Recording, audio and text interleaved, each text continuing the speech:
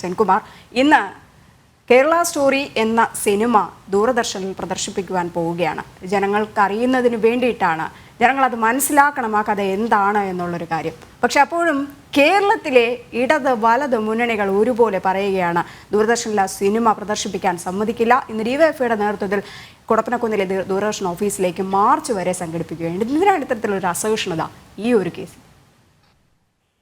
അതെ, ഒരു വിഭാഗം ആൾക്കാരുടെ വോട്ട് കിട്ടാൻ വേണ്ടി എന്തും ചെയ്യുന്ന ഒരു സാഹചര്യം കേരളത്തിൽ ഉണ്ടായിക്കൊണ്ടിരിക്കുകയാണ്.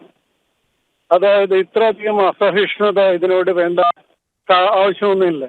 കാരണം ഇത് ഹമാസിനോടും അതുപോലെയുള്ള ISIS-നോടുമൊക്കെയുള്ള സഹവർത്തിത്വം, ആ സഹവർത്തിത്വം വളരെയധികം വർദ്ധിച്ചുകൊണ്ടിരിക്കുകയാണ്. അപകടകരമായ നിലയിലാണ് കേരളത്തിലേക്ക് പോയി അത് വന്നുകൊണ്ടിരിക്കുന്നത്. അപ്പൊ ഇതൊക്കെ അവര് കരഞ്ഞ് അവരുടെ നിൽക്കട്ടെ എന്നേ, അത് കാണേണ്ടവർ കണ്ടോളും. മനസ്സിലായോ? കാണേണ്ടവരത് കണ്ടോട്ടെ. തീർച്ചയായിട്ടും കാണേണ്ടവർ തന്നെ അത് കാണുക തന്നെ ചെയ്യും. ശ്രീ സെൻകുമാർ, ഞാൻ ഈ ഒരു വേളയിൽ ചോദിക്കുകയാണ്, കാരണം സലീമടവൂർ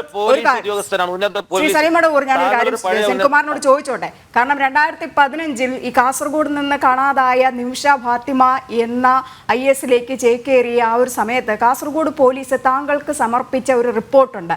അതിൽ നിമിഷയുടെ മതം മാറ്റം, എങ്ങനെയൊക്കെ ആ കുട്ടി മാറിക്കഴിഞ്ഞു എന്നുള്ള കാര്യങ്ങളടക്കം വ്യക്തമാണ്.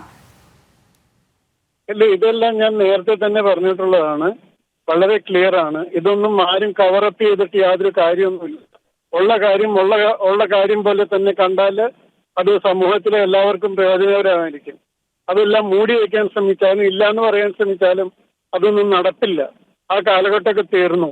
അപ്പൊ അതുകൊണ്ട് അങ്ങനെ പലരെയും ഭീഷണിപ്പെടുത്തിയും പലരെയും സ്വാധീനിച്ചും പലരെയും വോട്ട് ബാങ്ക് പൊളിറ്റിക്സ് ആക്കിയും ഒക്കെ നടന്നിരുന്ന സാഹചര്യങ്ങളൊക്കെ തീർന്നു. ഉള്ള കാര്യം ഉള്ള പറയും.